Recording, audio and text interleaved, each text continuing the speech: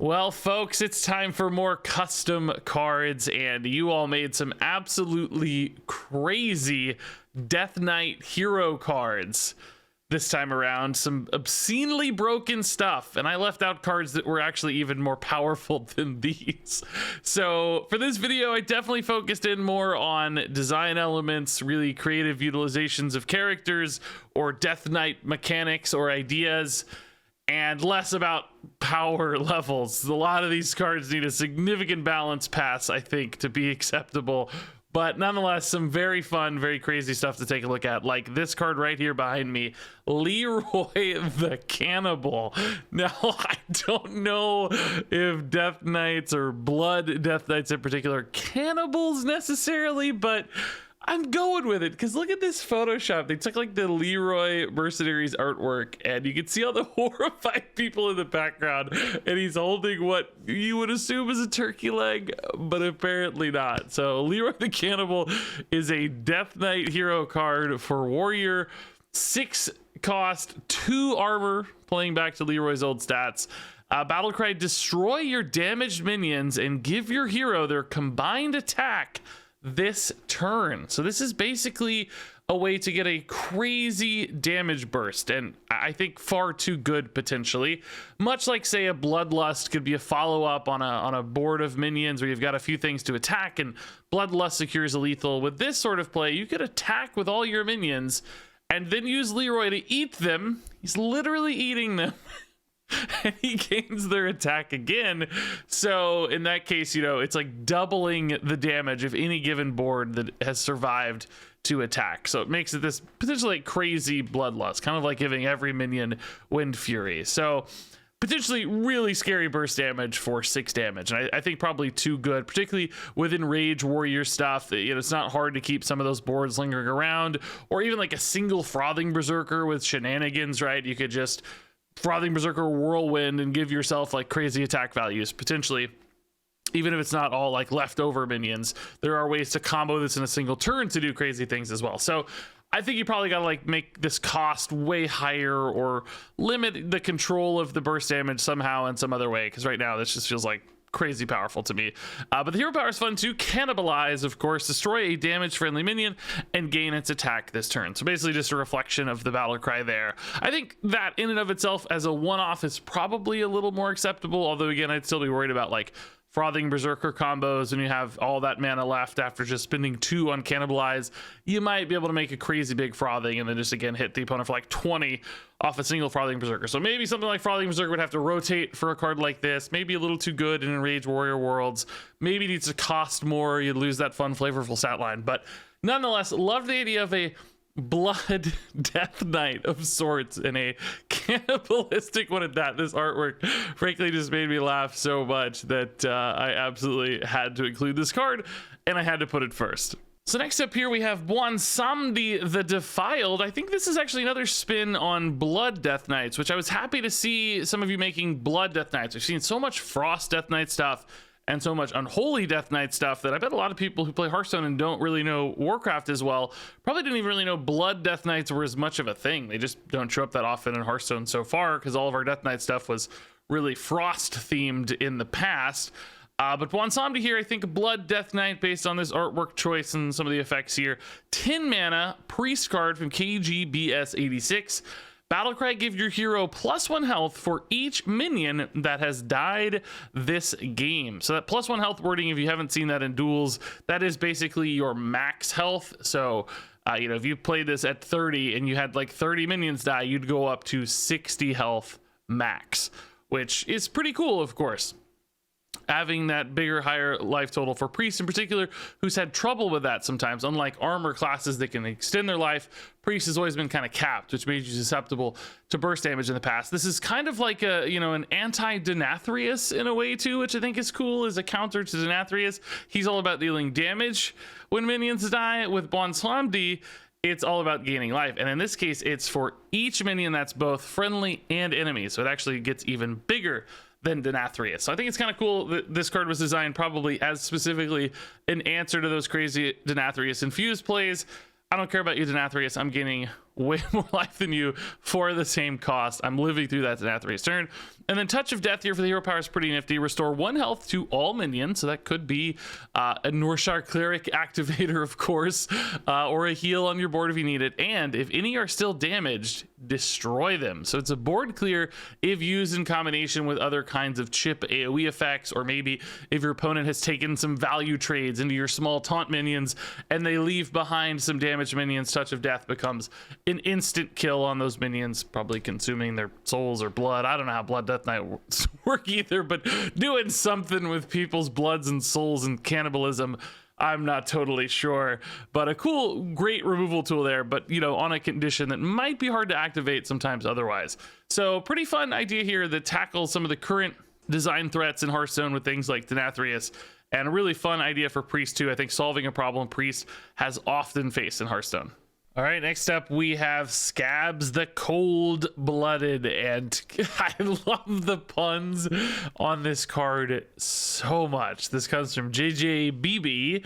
It's a 2-mana hero card, which that alone is actually pretty cool. We almost never see cheap hero cards. It has 3 armor. Battlecry, equip a 1/3 Melting Icicle that gains +1/+1 when your hero takes damage. So if you use that 1/3 to trade into stuff, it will continue to scale because you'll be taking damage as you trade into minions. But also, you get a hero power that's called Ice Cream. Pun on ice cream, of course, but also Scabs is stabbing himself. He's taking 3 damage and drawing a card, and the Melting Icicle gets bigger because he's cold-blooded.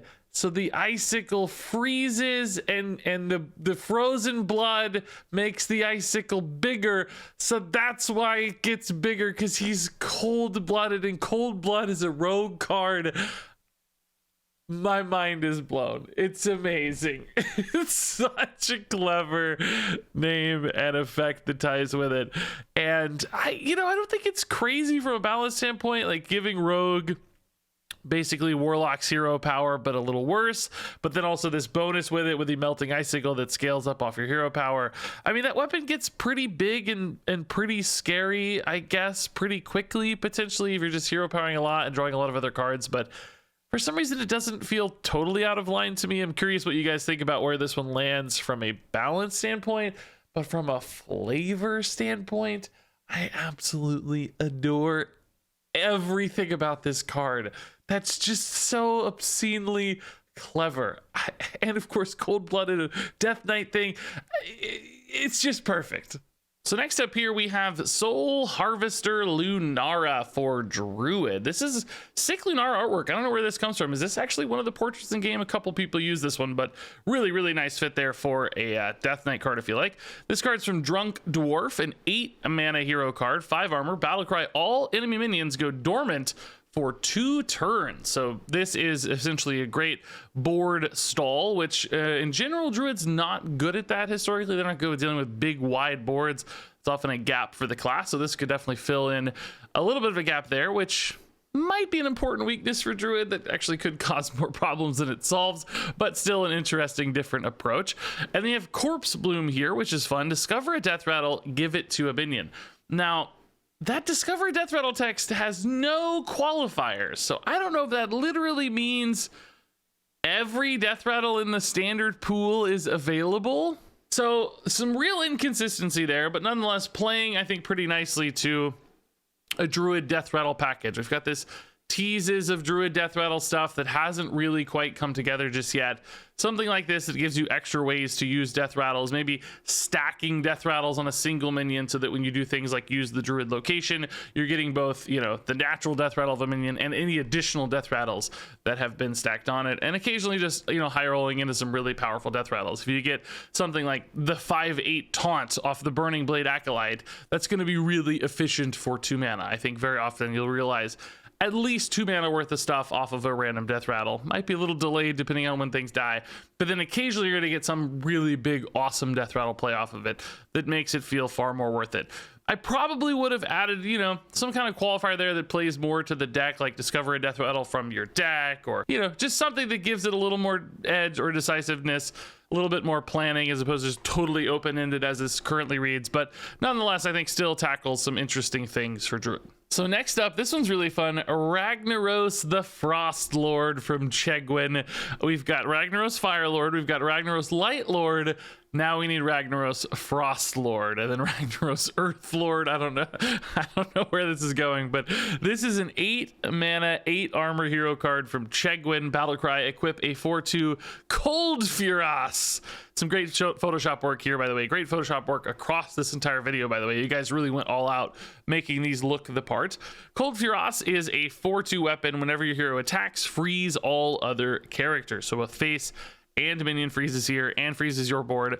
Now, I'm personally a little sick of wide board freezes. Shaman's had plenty with the Snowfall Guardian, of course, but I think this is an okay one. You know, it's 2 straight turns, which is kind of annoying if you want it to be right, but ultimately it doesn't do any like crazy scaling. It's not super high pressure. You're spending 8 mana to set that up, so that feels honestly pretty fair to me. I think that's okay. If we're putting the freeze on the back of an 8 mana card, I can live with that. Also just really fun flavor here for all the freezing Ragnaros stuff. You've also got Ice Insect, a 2 mana hero power that sets the number values of your next Frost spell's effect to 8. So that is the effect, not the mana cost.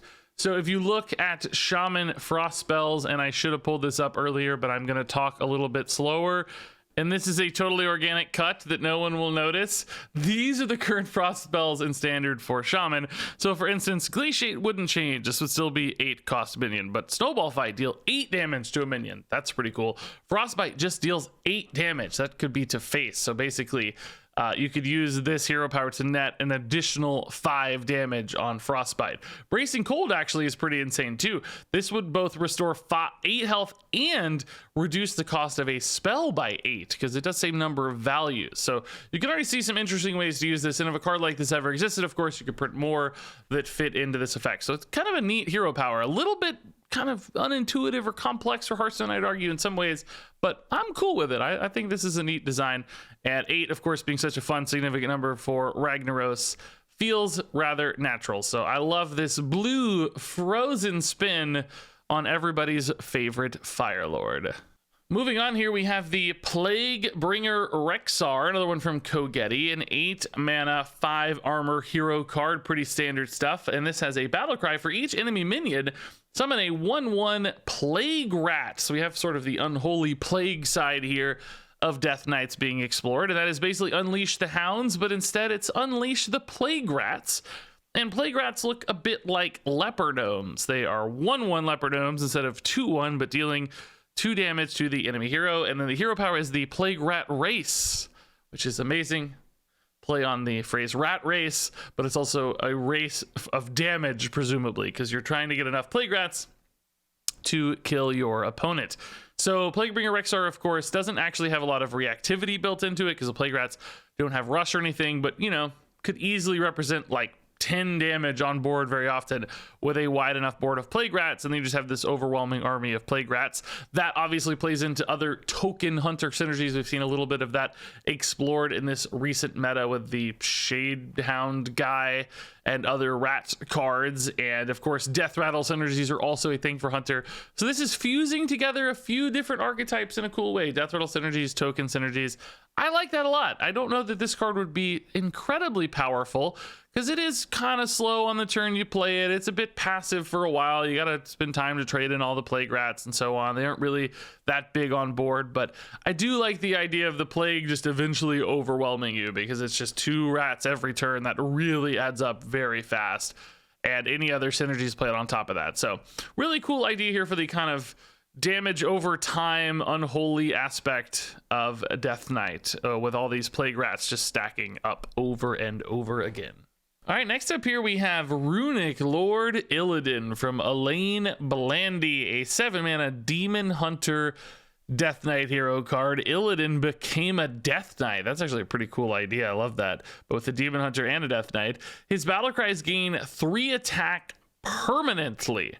Now, that's always pretty scary because the way that's worded, that also means you have 3 attack on your opponent's turn, which means that if they attack into you with minions, those minions will take 3 damage. Much like if you have an unsheathed weapon on your own turn and you like misdirect a minion into your own face, it will take damage from your unsheathed weapon. So I think that might, in my taste, say, you know, have 3 attack on your turn for the rest of the game sort of thing. Might be too good if you're just every minion or opponent attacks and takes 3 damage. That seems like an insane defensive tool, because I think the way these hero powers are working, having the 3 attack on your turn is still going to net you a pretty substantial benefit. You have this runic power, hero power, choose a rune to cast, and you can choose Unholy Rune, which gives you poisonous. You can choose Blood Rune, which gives you lifesteal, and you can choose Frost Rune, which gives you freeze.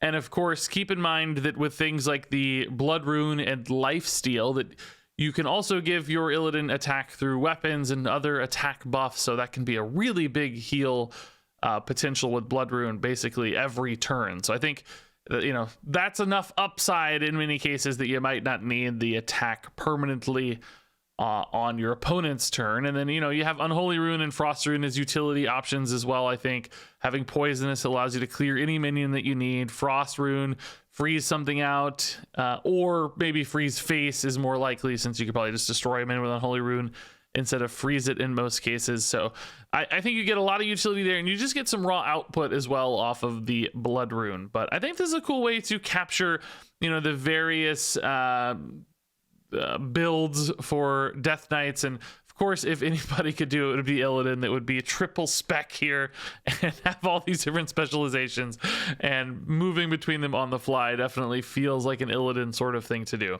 So, I mean, you know, maybe this hero card could be a little cheaper with my idea of doing it on your turn only.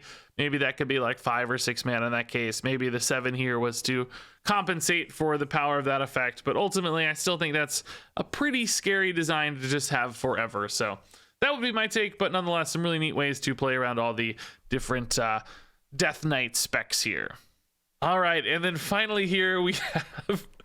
I can't read this name. We have Permafrost Malfurion, and it comes from MILF Urian.